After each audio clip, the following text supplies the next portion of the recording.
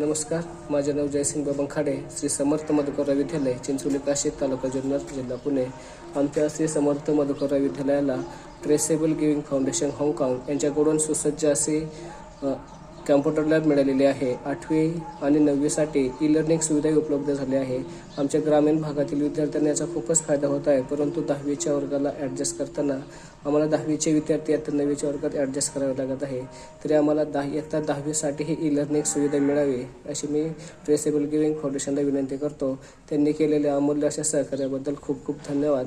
विद्यालयाच्या वतीने खूप खूप आभार. थँक्यू.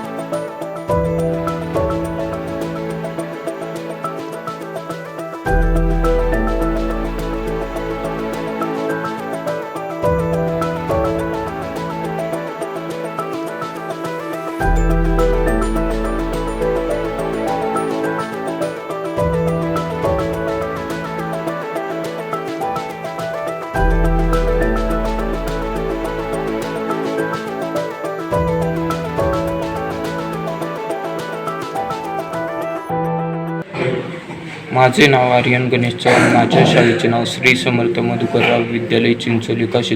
मी आत्ता 10वीमध्ये शिकत आहे. आमच्या वर्गासाठी ई सेट नसल्यामुळे शिकवण्यास खूप अडचण येत होती. ती तुम्ही दिल्याबद्दल तुमचे खूप खूप आभार.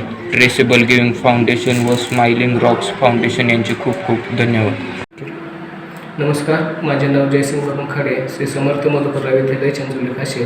आमच्या श्री समर्थ मधुकरराव विद्यालयास ट्रेसेबल गिव्हिंग फाउंडेशनकडून इयत्ता 10वीसाठी ई क्लास प्राप्त झाला आहे. सुरुवातीला शिकवण्यास 10वीसाठी खूप अडचणी येत होत्या, परंतु ट्रेसेबल गिव्हिंग फाउंडेशन व स्माइलिंग रॉक्स यांनी दिलेल्या ह्या ई लर्निंगमुळे विद्यार्थ्यांचे अभ्यास शिकणे खूपच सुसह्य झाले आहे.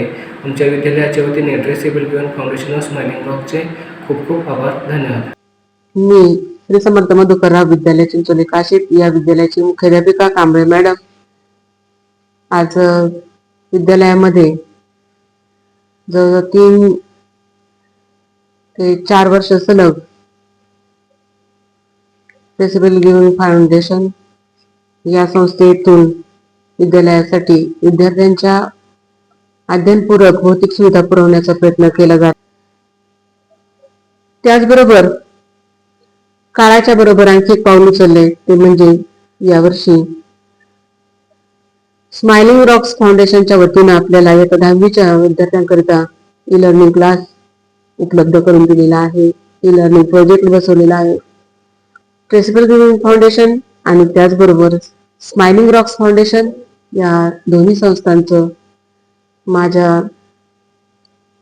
संस्थेच्या वतीनं, विद्यालयाच्या वतीनं आणि सर्व शालेय शिक्षण समितीच्या वतीनं पुन्हा एकदा धन्यवाद देते.